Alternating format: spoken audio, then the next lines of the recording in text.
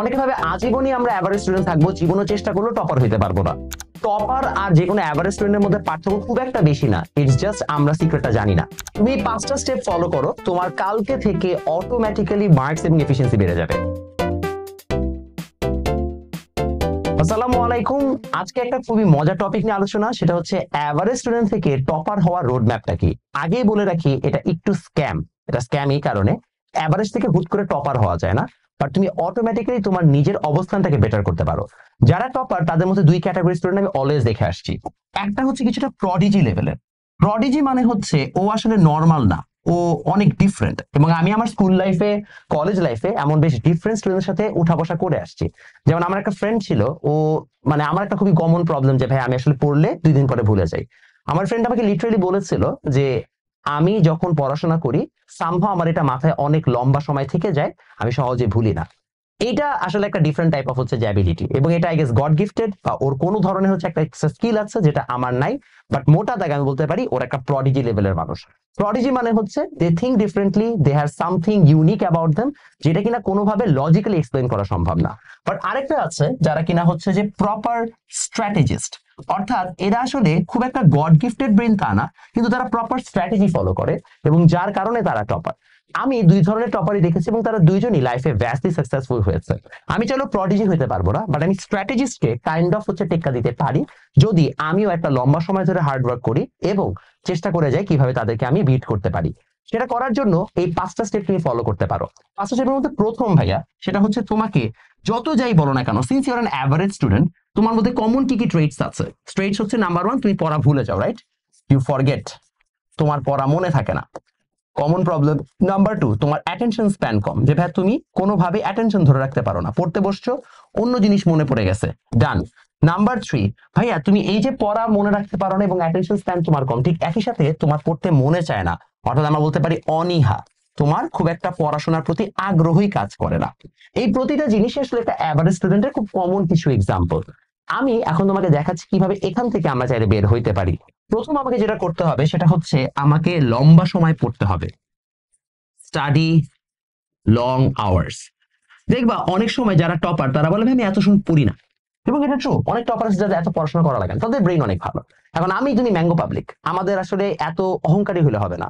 We have to B হাম্বল, যে ভাই আমাদের এই অবস্থা, ঠিক আছে আমরা গড গিফটেড ব্রেইন না, but we can work hard. So আমাদেরকে লম্বা সময় পড়তেই হবে। এখন লম্বা সময় পড়তে হলে তোমার আসলে এই জায়গায় মোটিভেশন কিভাবে কাজ করবে, এটা নিয়ে আমি অলরেডি অনেক ভিডিও বানিয়েছি কিভাবে তুমি কনসিস্টেন্টলি লম্বা সময় পড়তে পারো। বাট লম্বা সময় পড়াশোনা করার ক্ষেত্রে একটা ছোট্ট ট্রিক তোমাকে আমি আজকে এক্সট্রা ভাবে শিখাইতে চাই। সেটা হচ্ছে যদি তুমি দেখো যে তোমার পড়তে বসতে বারবার কিছুক্ষণ পরে হচ্ছে তোমার ডিস্ট্রাকশন আছে, তোমার মানে তুমি মনোযোগ হারিয়ে ফেলছো, তাহলে কি বা ডিস্ট্রাকশন লিস্ট, যে তোমাকে কোন কোন জিনিস আসলে লাইফে ডিস্ট্রাক্ট করে, একটা ডিস্ট্রাকশন লিস্ট সামনে রাখো, এবং তুমি যেটা অ্যাচিভ করতে চাও একটা বড় কাগজে লিখে সেটা সুন্দরমতো তোমার টেবিলে টাঙায় দাও ওই পার্টিকুলার স্টাডি সেশনের জন্য।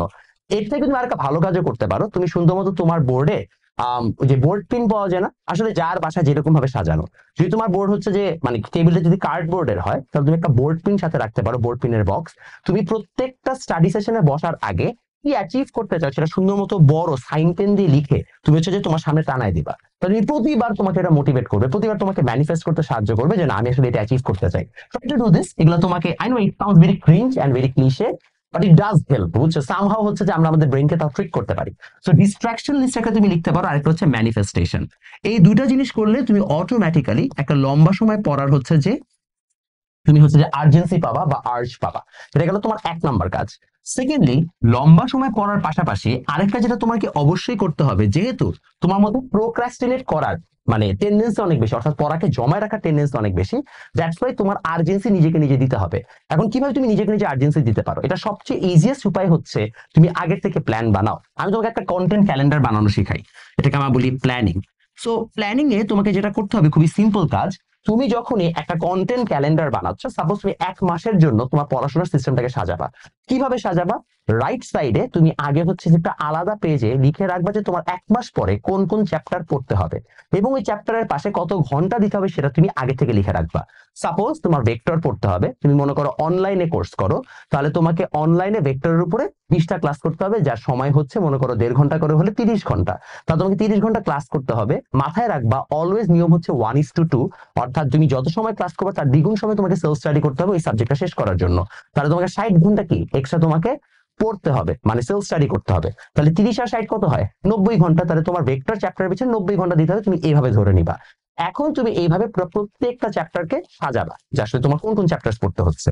দেন ওই অ্যামাউন্ট অফ হচ্ছে যে চ্যাপ্টার, মানে লেংথ অফ ক্লাসটাকে বা লেংথ অফ হচ্ছে যে তোমার স্টাডিটাকে শুধুমাত্র তুমি এখন তোমার মান্থলি রুটিনে সাজায় ফেলবা। আচ্ছা, আমি রবিবার দিন আমার এই সময় ব্যাচ থাকে, তাহলে আমার রবিবার দিন পড়ার সময় হচ্ছে 5 ঘন্টা। ফাইন, 5 ঘন্টায় আমি এই সময় এটা এটা এটা পড়বো। আচ্ছা, আমার হচ্ছে সোমবার দিন, যেহেতু ব্যাচ বেশি থাকে 2 ঘন্টা পড়তে পারো, ফাইন 2 ঘন্টা তাহলে আমি এটা পড়বো। এইভাবে পুরো এন্টায়ার মান্থের ক্যালেন্ডার বানাবা। মান্থের ক্যালেন্ডার বানানোর সময় always remember keep spare hours. Spare hours মানে হচ্ছে অফকোর্স তোমার প্রতিটা দিন প্রপারলি যাবে না, তো তোমাকে অ্যাটলিস্ট 10% টাইম স্পেয়ার আওয়ার আকারে রাখতে হবে, যে তুমি প্ল্যান করলে সেটা এক্সিকিউট নাও হইতে পারে। যেন তুমি 10% সময়ের মধ্যে তোমার প্ল্যানটাকে আইদার যদি তুমি কোনোদিন সারপ্লাস পাও তাহলে বেশি আগে রাখবা, কোনোদিন সুযোগ না পেলে কি ওই সময় হচ্ছে কম্পেনসেট করবা। সো স্পেয়ার আওয়ার্স রাখতে হবে 10% amount of the time. So for example তোমার যদি 6 ঘন্টা পড়ার হচ্ছে অ্যাবিলিটি থাকে, 6 ঘন্টা 10% কত হয়? 0.6, মানে তুমি 5.5 ঘন্টা, মানে তুমি অ্যারাউন্ড 5 ঘন্টা পড়তে পারো, বাকি 1 ঘন্টা তুমি আসলে কি রাখবা? স্পেয়ার, যে যদি আমার বেশি সময় লাগে, অসুস্থ হয়ে যায়, ইভেন্ট পড়ে যায়, কি কি করবো। এইভাবে তুমি যখন 1 মাসের প্ল্যান বানাবা তখন তোমাদের আর্জেন্সি ক্রিয়েট হবে যে আচ্ছা, আমি যে আজকে এটা শেষ না করি তাহলে তো কালকে আবার আমার নতুন পড়া আছে, আমি তো ওইটা পড়তে পারবো না। আমি তো এইটার পিছনে বেশি সময় দিয়ে দিই তাহলে তো আমি ওই জায়গায় ঝামেলায় পড়ে যাবো, তাহলে তো আমার সিলেবাস শেষ হবে না।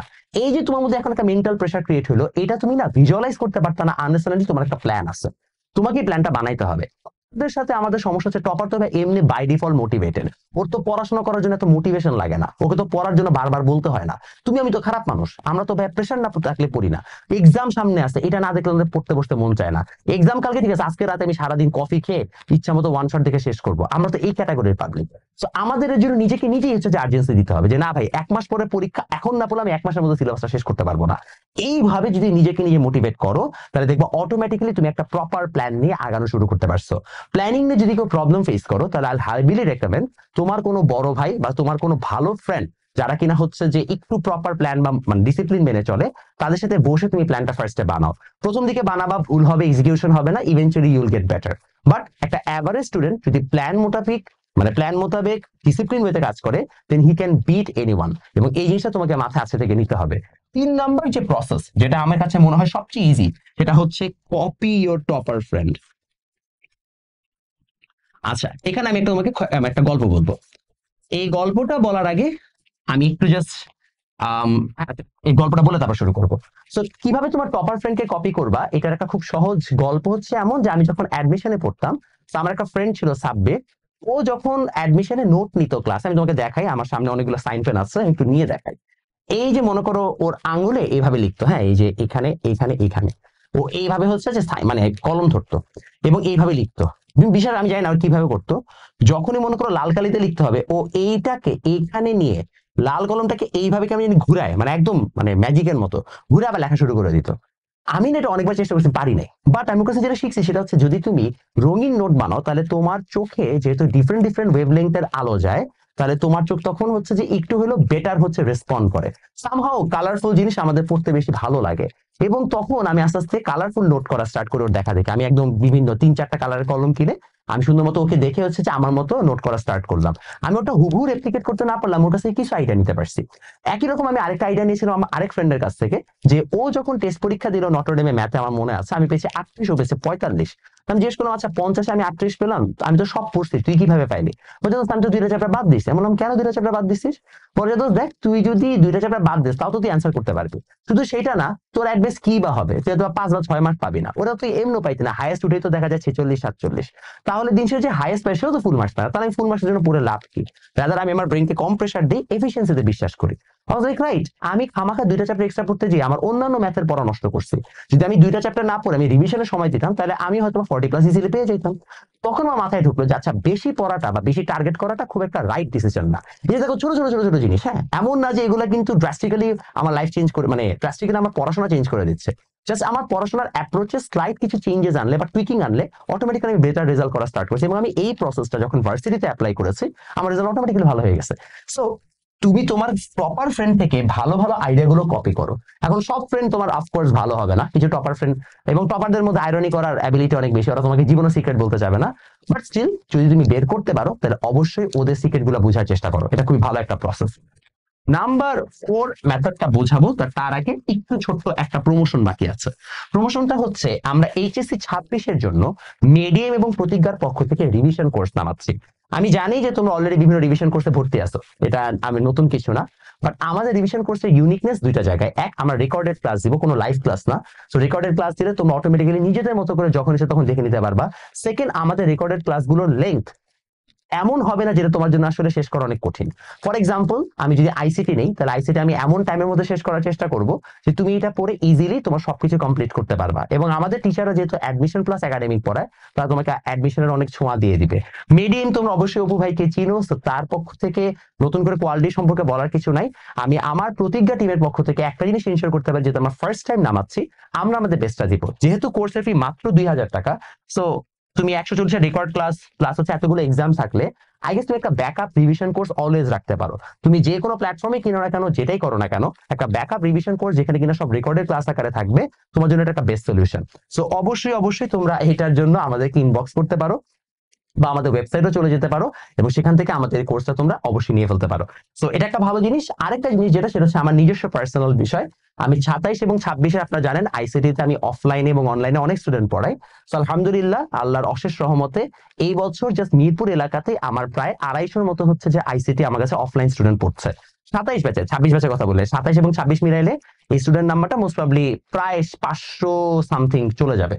সো আমি এবার 27 ব্যাচের জন্য আরো দুটো নতুন হচ্ছে অফলাইন ব্যাচ ওপেন হচ্ছে এই কালকে থেকে চ্যাপ্টার 3 এর উপরে। যারা পড়ো নাই আগে তারা চাইলে এখান থেকে পড়ে নিতে পারো। এবং এছাড়া আমার অনলাইন একাডেমি কোর্স আছে, সেটাও তোমরা নিতে পারো। এটা অলরেডি অনেক ভালো রিভিউ পাচ্ছে। আমার একটা নতুন আইসিটি বই আছে, তোমরা দেখেছো, এবং এটা ইংলিশ ভার্সনটাও খুব শীঘ্রই আমি নেক্সট উইকে বের করে ফেলবো। এবং এর পাশাপাশি আমাদের এই আইসিটির অফলাইন যে কোর্সটা আছে 26-এর জন্য, সেখানেও আমরা একটা নতুন জিনিস নিয়ে আসি। 20টা ক্লাস এবং 10টা এক্সামের মাধ্যমে আমি তোমাদেরকে জানুয়ারি 30 তারিখ থেকে অফলাইনে মিরপুর 2 এবং 10-এ আইসিটি ইনশাল্লাহ A+ এর একটা গ্যারান্টি এনে দেওয়ার চেষ্টা করব। এবং এটার অনলাইন ভার্জন তো থাকবেই। সো অনলাইনে তোমরা চাইলে হচ্ছে যে মানে আইসিটি কোর্সটাতে পড়তে দিতে পারবা। ব্যাক টু দি ইস্যুস, এখন চলে আসি নাম্বার 4-এ, যে ভাইয়া কিভাবে আপনি আরেকটা কাজ করতে পারেন। কপি ইওর টপার ফ্রেন্ডের পাশাপাশি ভাইয়া চেষ্টা করো মানে অ্যানালাইজ অ্যান্সার কপি। অনেক সময় অনেক স্টুডেন্ট আছে যারা অনেক কষ্ট করে, বাট তারা না বুঝে না যে আসলে লিখতে কিভাবে হয়। এবং এখানে একটা মজার বিষয় কি, এটার কোনো ইউনিভার্সাল মেথড নাই, কারণ এক একটা কলেজ বা স্কুলে এক এক ধরনের হচ্ছে যে লেখা প্রেফার করে স্যাররা। যেমন আমি নিজে দেখেছি, আমি যেভাবে অনুধাবন প্রশ্নের উত্তর প্রেফার করি, অনেক টিচাররা অন্যভাবে প্রশ্নের উত্তর প্রেফার করে। কে রাইট কে রং এটা আলোচনার বিষয় না, আলোচনার বিষয় হচ্ছে কোনটা লিখলে মার্কস পাওয়া যায়। সো তুমি হয়তো একটা ফিলসফিতে বিশ্বাস করো, তোমার টিচার অন্য ফিলসফিতে বিশ্বাস করে মার্কস দেয়, তোমার কাজ হচ্ছে টিচারের কাছ থেকে মার্কসটাকে এক্সট্রাক্ট করা। সেটার জন্য তোমার যে ফ্রেন্ড মার্কস বেশি পেয়েছে, তুমি তার খাতাটা নাও, দেখো সে কি লিখেছে, কিভাবে লিখেছে, তারটা কপি করো নেক্সট পরীক্ষায়। অটোমেটিক্যালি দেওয়া 5 মার্ক বেড়ে গেছে, জাস্ট বিকজ তুমি লেখার স্ট্র্যাটেজিটা চেঞ্জ করে ফেলছো। ওর খাতাটা দেখো, অ্যানালিসিস করো, খাতা ছবি তুলে নিয়ে যাও, বাসায় যে দেখো তোমার প্রশ্নের সাথে ওর প্রশ্নের অ্যান্সারের মধ্যে ডিফারেন্স কোথায়, দেখবো অটোমেটিক্যালি তোমার মার্কস বেড়ে যাচ্ছে। Last but not the least ভাইয়া, এই সব কিছুর পাশাপাশি একটা সবচেয়ে ইম্পর্টেন্ট পার্ট আমি বলতে ভুলে গেছি, কমিউনিটি বিল্ডিং। কমিউনিটি বিল্ডিং ভাইয়া, কমিউনিটি কিভাবে বিল্ড করবেন? আপনি যখনই একটা গোলের দিকে আগাচ্ছেন, it's important that you already have some people in the same desire. মানে আমি মনে করো হচ্ছে যে যখন নটর ডেমে ছিলাম তখন আমার টার্গেট বুয়েট, আমার আশেপাশে অনেক ফ্রেন্ড ছিল যাদের সবার টার্গেট বুয়েট। আমরা সবাই একই টাইপের অ্যাভারেজ স্টুডেন্ট, আমাদের সবার র্যাঙ্কিং প্রায় কাছাকাছি। সো আমরা সবাই না একই রকম ভাবে পড়াশোনা করি। সো যখন আমরা একটা প্রবলেম ফেস করি, মোটামুটি সবাই একই টাইপের প্রবলেম ফেস করি, এবং তখন আমরা সবাই মিলে সেটাকে সলিউশন করার চেষ্টা করি। কেউ আরেকজনের থেকে স্মার্ট ভেবে আমরা আসলে মানে প্যারা খাইতাম না। সো একটা কমিউনিটি বিল্ড করেন। আপনি লাইফে বেটার কিছু করতে চান, ফাইন্ড পিপল যারা লাইফে বেটার কিছু করতে চায়। কারণ আপনার সব ফ্রেন্ডই যদি ছাগল হয় তাহলে সমস্যা। You have to make good friends, you have to make মানে ফ্রেন্ডস উইথ পিপল যারা কিনা অ্যাকচুয়ালি লাইফে বেটার কিছু অ্যাচিভ করার চেষ্টা করতেছে। মেক ফ্রেন্ডস এবং তাদের সাথে একসাথে একটা গোলের দিকে আগানোর চেষ্টা করেন। আমি আমার অনেক জীবনের অঙ্ক ফ্রেন্ডদের কাছ থেকে শিখেছি, অনেক হচ্ছে বায়োলজির ব্যাখ্যা আমি ফ্রেন্ডদের কাছে শিখেছি, আমার ফ্রেন্ড আমাকে অনেক কিছু শিখিয়েছে। বিকজ আমি চেষ্টা করেছি এমন মানুষের সাথে থাকতে এবং বেড়ে উঠতে যারা পড়াশোনা করে এবং যাদের একটা শেয়ার্ড গোল আছে। এটা আপনাকে লাইফে অনেক আগায় দিবে। বিশ্বাস করেন আমার ইউনিভার্সিটিতে আমি এমনও দেখেছি যে কোন একটা স্টুডেন্ট খারাপ ছিল জাস্ট বিকজ ও একটা টাইম পরে একজনের সাথে ফ্রেন্ডশিপ করেছে, ও রুমমেট হিসেবে থেকেছে এবং ওর সাথে একসাথে বসে পড়েছে বলে by the end of 4th year ওর রেজাল্ট অনেক ভালো হয়ে গেছে। ফ্রেন্ডস আপনাকে অনেক ইনফ্লুয়েন্স করে to have a better result. So make better friends. Average স্টুডেন্টদের সবচেয়ে বড় সমস্যা, আমরা না স্মার্ট ইনাফ হই না যে আমরা কিভাবে অন্যান্য জায়গা থেকে বেনিফিট নিতে পারবো। একটা ফ্রেন্ডকে আমরা জাস্ট নিঃস্বার্থ ফ্রেন্ডই ভাবি। প্রত্যেকটা সম্পর্কই স্বার্থে, এটা কোনো খারাপ কিছু না। আপনি কারো কাছ থেকে শেখার জন্য ফ্রেন্ডশিপ করতেছেন, দ্যাট ইজ গুড। আপনি লাইফে বেটার কিছু করার চেষ্টা করছেন, কারো ক্ষতি তো করছেন না। তো চেষ্টা করেন বেটার ফ্রেন্ডস বানাইতে, ভালো মানুষের সাথে, ভালো টপারদের সাথে ফ্রেন্ডশিপ করার চেষ্টা করেন, যেটা কি করে ওদেরকে অ্যানালাইসিস করেন, ওদের কাছ থেকে শিখেন।